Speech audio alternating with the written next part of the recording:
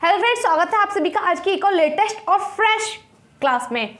आज हमें electrochemistry start करना है। इस वीडियो के अंतर्गत हमें क्या पढ़ना है कि रासायनिक ऊर्जा को विद्युत ऊर्जा में बदला जाता है तो क्या होता है, विद्युत ऊर्जा को रासायनिक ऊर्जा में बदला जाता है तो किसका मतलब सेल किस टाइप का होता है, ये सारी चीजें हमें पढ़नी है। और भी बहुत सारी चीजें पढ़नी है कि डैनियल सेल क्या होता है, उसमें सारी चीजें क्या हैं। क्लियर? अब देखो, फर्स्ट है हमारा इंट्रोडक्शन।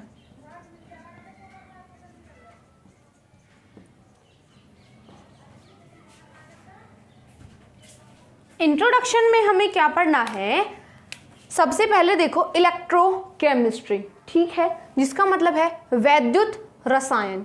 क्लियर? अब देखो जो इलेक्ट्रोकेमिस्ट्री है, इलेक्ट्रो किस से लिया गया होगा, जरूर ये किससे साउंड कर रहा है कि इलेक्ट्रो साउंड कर रहा है, इलेक्ट्रिकल इलेक्ट्रिकल से कुछ साउंड कर रहा है।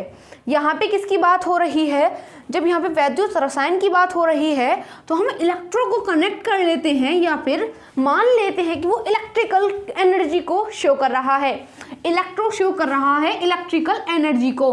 क्लियर हुई इतनी बात? और केमिस्ट्री का मतलब क्या होगा, यहाँ पे केमिकल एनर्जी से रिलेट किया जाएगा। इलेक्ट्रोकेमिस्ट्री का मतलब होगा कि जहां पर हम इलेक्ट्रिकल एनर्जी को केमिकल एनर्जी के अंतर्गत शिफ्ट करते हैं। ये चैप्टर हमारा 2 भागों में होगा, ध्यान रखिएगा। रसायन विज्ञान की वह शाखा जिसके अंतर्गत हम रासायनिक ऊर्जा के परस्पर और विद्युत ऊर्जा के परस्पर संबंध के बारे में अध्ययन करते हैं। मतलब वैद्युत और रसायन, वैद्युत ऊर्जा और रासायनिक ऊर्जा, यानी कि इन दोनों का जब हम अध्ययन करते हैं ना, तो वहां पे इन दोनों के संबंध, यानी कि इनके बीच में जो रिलेशन होगा, इन दोनों के बीच के रिलेशन का अध्ययन हम किस शाखा के अंतर्गत करते हैं, इलेक्ट्रोकेमिस्ट्री के अंतर्गत करते हैं। आई होप आपको समझ आ गया हो कि चैप्टर में आखिर है क्या, थीम चैप्टर की क्या है। आगे चले, ठीक है। फर्स्ट पॉइंट पे क्या आता है, जब हम रासायनिक ऊर्जा को, ठीक है, रासायनिक ऊर्जा को यानी कि केमिकल एनर्जी,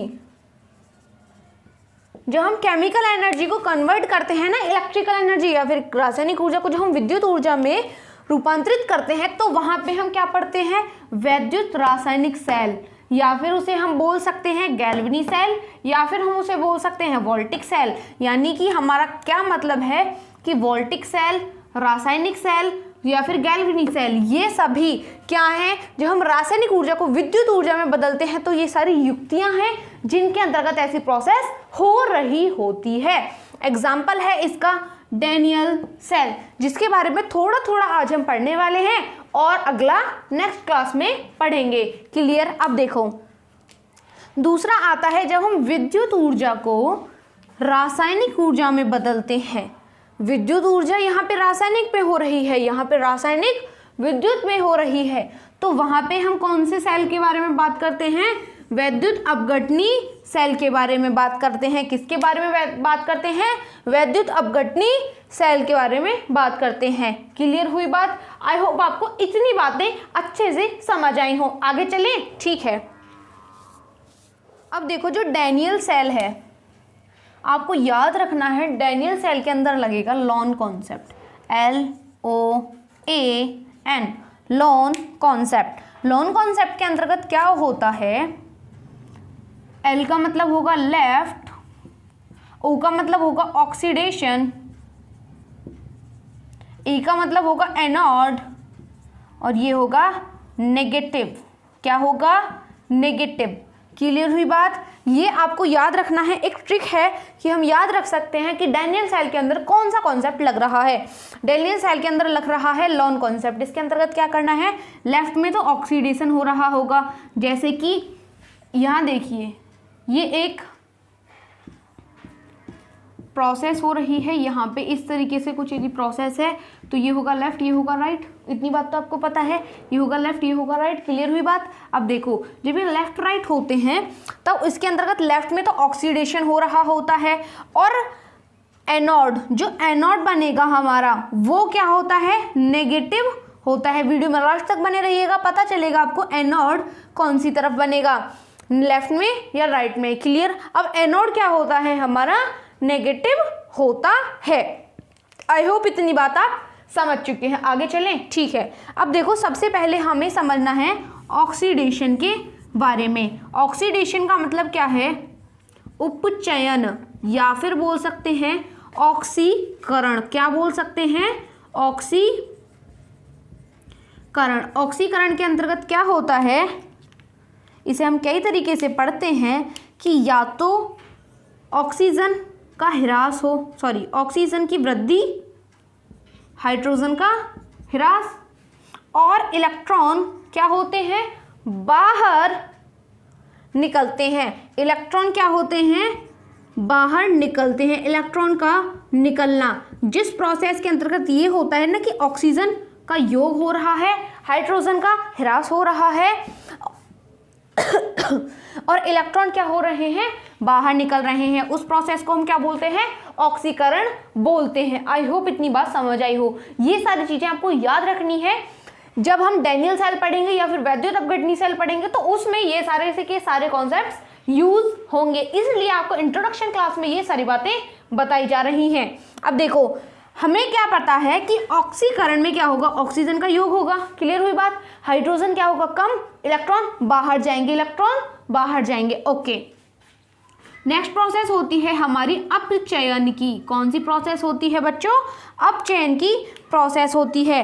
ये क्या होती है, इसकी बिल्कुल अपोजिट होती है। इसमें क्या होता है कि ऑक्सीजन कम होगी, हाइड्रोजन बढ़ेगी। एक भी चीज हो सकती है इसमें, मतलब कोई भी एक कॉन्सेप्ट लग रहा हो, या तो ऑक्सीजन घट रही हो, हाइड्रोजन बढ़ रही हो, या फिर इलेक्ट्रॉन आ रहे हो, इलेक्ट्रॉनों का योग बोल सकते हैं, या फिर इलेक्ट्रॉनों का आना बोल सकते हैं।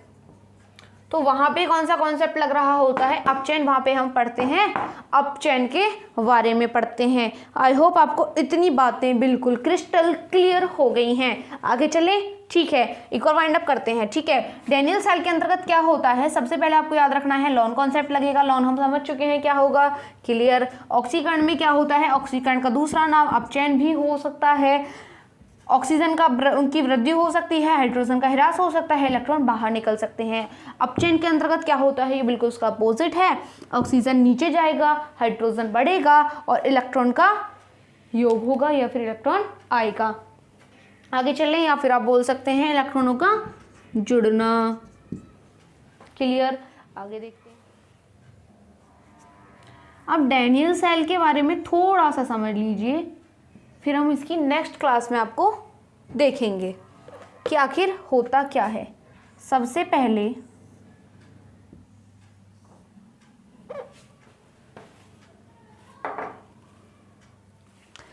पहले आपको मतलब पता होना चाहिए इलेक्ट्रोड का,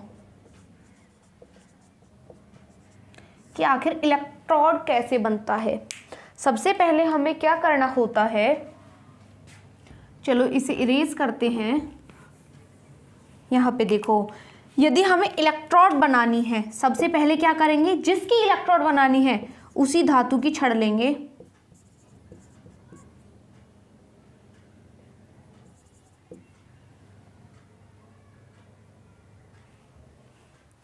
जिसकी इलेक्ट्रोड बनानी होती है उसी की छड़ लेते हैं, पहली बात।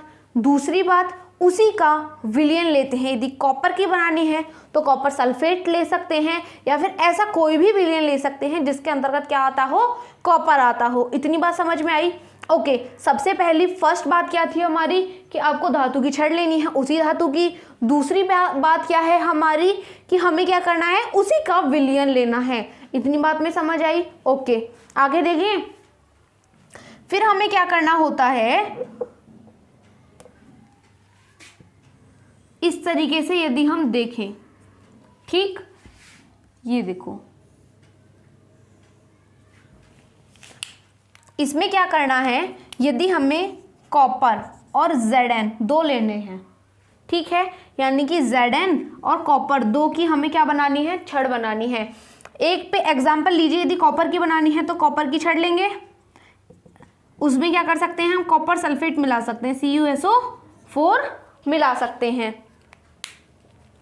और जो क्षण हैं या फिर जो इलेक्ट्रॉन हैं वो भी 2 टाइप्स की हो सकती हैं। एक हो सकती है धनात्मक या फिर एनोड हो सकती है, और एक हो सकती है हमारी कैथोड हो सकती है। इतनी बात समझ में आई? ठीक है, एक हो सकती है हमारी एनोड, दूसरी हो सकती है हमारी कैथोड। क्लियर? अब देखो, यदि हमें क्या करना है, डैनियल सेल के बारे में पढ़ना है तो थोड़ी सी बात आज देख लेते हैं, फिर आगे की बातें कल देख लेंगे। 2 छड़ लेते हैं हम।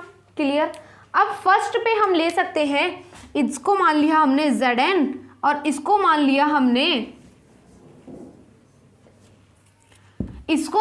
हमने कॉपर की। क्लियर? अब देखो, इसके अंतर्गत किसका विलयन भरा होगा? यहाँ पे हम किसको पढ़ रहे हैं? डैनियल सेल को पढ़ रहे हैं। तो यहाँ पे कौन सा कॉन्सेप्ट लगाना है? हमें लॉन कॉन्सेप्ट लगाना है। यहाँ पे क्या भरा होगा? कॉपर सल्फेट का विलयन भरा होगा।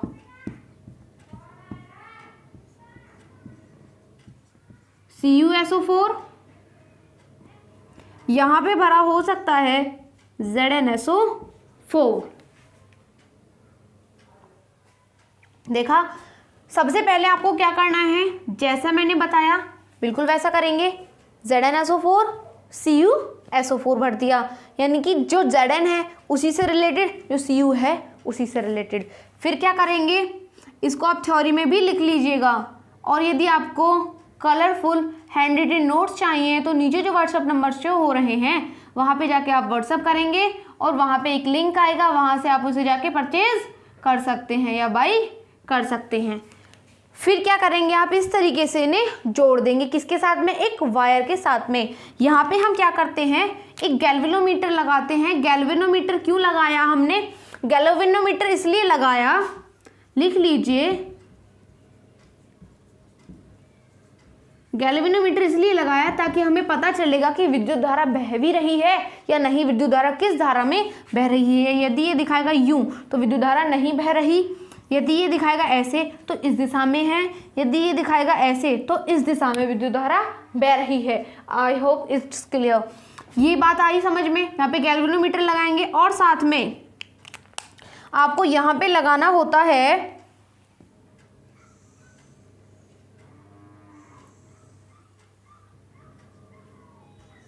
इस तरीके से, इसे भी ब्लू कर लीजिए, और यहाँ पे इस तरीके से होता है। यहाँ पे क्या होता है, इन दोनों में भरा होता है अगर जेल। क्या भरा होता है? अगर जेल। अगर जेल भरा होता है इन दोनों में। क्यों? क्योंकि यहाँ पे क्या भरा होता है? KCl।